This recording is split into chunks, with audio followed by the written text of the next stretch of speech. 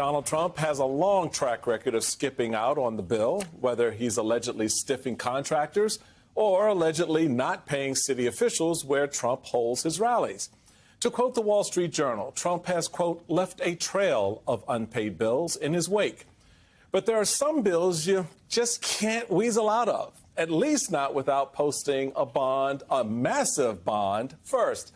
And that is a lesson Donald Trump is learning the hard way when it comes to that $464 million judgment in the civil fraud case brought by New York Attorney General Tish James. With the deadline looming for Trump to post a bond in that case, today, Trump's lawyers said it's not going to happen. They claim Trump and his fellow defendants are facing, quote, insurmountable difficulties obtaining a bond for the full $464 million, calling it a, quote, practical impossibility to get a bond for that amount, saying Trump went to 4 brokers and almost 30 surety companies, and everybody turned him down. It's a scenario New York Attorney General Tish James saw coming, and she has been absolutely clear on what she's prepared to do if and when Trump comes up empty. If he does not have funds to pay off the judgment, then we will seek, judgment enforcement mechanisms in court, and we will ask the judge to seize his assets. We are prepared to make sure that the judgment is paid to New Yorkers. And yes, I look at 40 Wall Street each and every day. I look at 40 Wall Street every day. Boom. And that is where we start today with New York Times investigative reporter and MSNBC contributor Suzanne Craig, plus former top official at the Department of Justice and MSNBC legal analyst Andrew Weissman, and former senator and co-host of MSNBC's How to Win 2024 podcast, Claire McCaskill. Andrew, let's start with you, because I'd like you to walk us through why Donald Trump needed to post this bond in the first place. Was it this way because he had pressure on him from Tish James collecting the full amount? What was going on here?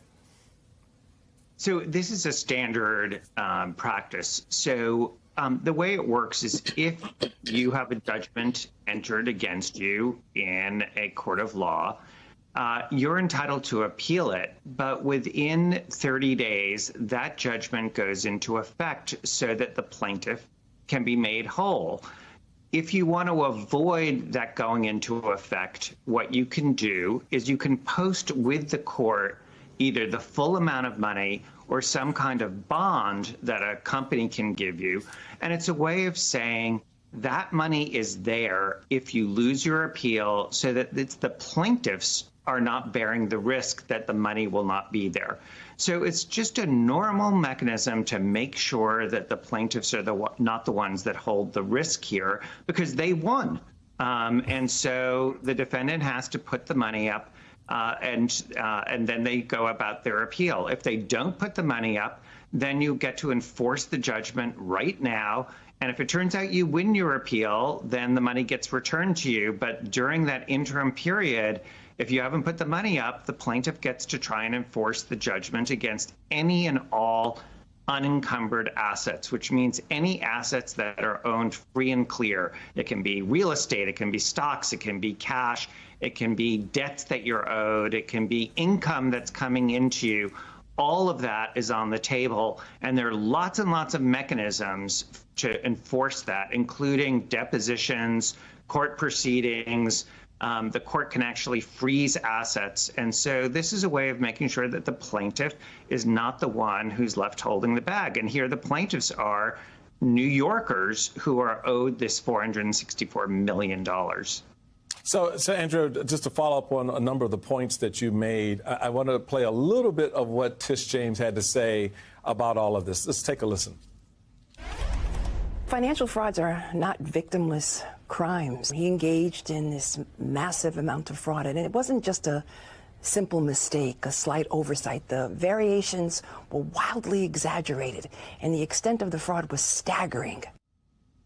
So the fact that she wanted to make clear that this was not a victimless crime, because that's a narrative that the Trump team had been kind of putting out there and sort of trying to get baked into the conversation. But regardless of that, Tish James sounds very serious here. How close are we, do you think, to actually seeing her and law enforcement putting padlocks on the doors of Trump Tower? So first, on the issue of victimless, just remember this sum of money is the amount of money that the judge determined Donald Trump sort of illicitly obtained through fraud. In other words, this is the profit that he has to disgorge that he got, as if you had stolen money from a bank and had the $464 million, you got to give it back. And how is it that they're going to do it? And are they going to do it quickly? Absolutely. So just put yourself in the shoes of a public official, somebody who is there to protect the public interest. On the very day that this judgment goes into effect, they're going to feel that burden of making sure that they are not sort of sleeping on the rights of the New York state taxpayers. So you're going to see this, I hate to use the term imminently, but I would suspect on day one, you're going to see enforcement actions. And just to back up to sort of your sphere, my big picture reaction to this is somewhere Donald Trump must be lying, because he has been saying that he is worth billions of dollars, and he has now told the court that he can't get a bond. So he is either misrepresenting something to the court, or he has been misrepresenting something to the public. But, in the enforcement proceedings, he is going to be asked, and a lot of people are going to be asked who work for him, about where all the money is. And we're going to soon find out a lot more, if he doesn't get a bond, about where his assets are, including how he was able to obtain a sort of $95 million bond in the E. Jean Carroll case. So, his trying to be not transparent about where his assets are and how they're pledged, that could all come tumbling down in a matter of days. And so Andrew picks on upon a lot of interesting points there, particularly with respect to, is he lying to the court or is he lying to the public? Trump was asked about the massive amount of monies that he's on the hook for during a town hall last month on Fox. Let's take a listen.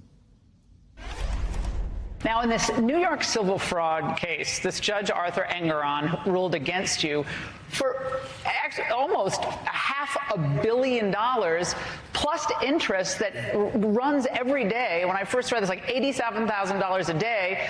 How would you put up that kind of money? Because you have a bond to put up. Even if you appeal, you got to put up escrow money. That's it's a lot of dough. It is a form of Navalny. It is a form of communism or fascism. Which has nothing to do with the bond, because, as we can see, this hits him both in the wallet and the ego. His real estate portfolios, they're his pride and joy. He's always bragged about them. How much of this is getting under his skin, and what does it look like for him in having maybe to liquidate some of that, to some of the points that Andrew was raising? Right. I mean, you can hear the clock ticking very loudly. He's now got a matter of days to come up with this. I have to say, from today's filing, because a lot of people are, they hear he's a billionaire. He says he's a billionaire. He does have assets that are worth a lot. So why can't he come up with the money? We know that in the E. Jean Carroll case, he did post the bond, almost $100 million.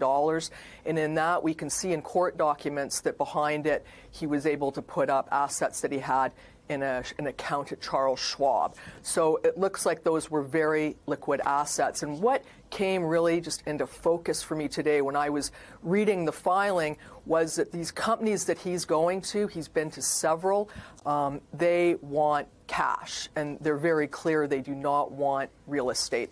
These are not companies in the business of dealing with real estate. And I think where Donald Trump is having problems here is coming up with what looks like from the filings a more than $500 million bond. He's got to put up more than the actual amount, and then there's fees involved. So that's where this is coming down to, is he does not have that much cash on hand. And we're going to see now in the next week if he can, this is a request, so he wants another hearing on this, or if never count Donald Trump out if he can actually find it in the next week, if he can do it. But right now he's saying to the court, we just can't. And not only just we can't because we don't have the cash, but the companies that we're talking to don't even, no one's ever posted something of this size to a private company. There was a lot of layers in this, but it really comes down to just how much cash he has on hand, and he doesn't have the cash, is what he's saying. The thing I find very interesting, Claire, and I know you can appreciate this, is that the man who's beat his chest and bragged about how wealthy he is and how much, cash he's got and what he can do with it is exposed here. He's one of these guys who's now run his mouth, and his mouth is caught up with the things he said. But here in this case, you do have some semblance of holding Donald Trump accountable. Is it fair to take that assessment, or is that going a little bit too far in explaining what all of this means at this moment? Well, Donald Trump, hello, welcome to the rule of law. You have avoided it all of your life. You refuse to pay people, then you litigate, and then you settle. That's your business model. And if you need to, you declare bankruptcy and really screw people out of their money. So this is a whole new thing for him. And he is caught between what he said and what the reality is. And, here's the really interesting part of this. Andrew made the point. We need to underline it 4 times with an exclamation point. This is normal. This is standard operating procedure when you have a judgment against you. You have to put up bond if you're going to appeal. Now, why did that happen? You know why that happened? Because people like Donald Trump tried to avoid paying. People like Donald Trump tried to hide their money. They tried to run off with their money. They tried to park it overseas, try to keep the plaintiff from getting their money. In this instance, the plaintiff is the state of New York. So all this is happening because people like Donald Trump don't want to pay their debts. And now he is going to have to sit with this. And frankly, the idea that no one will take his real estate as collateral ought to tell you something about whether or not he overvalued his real estate or not.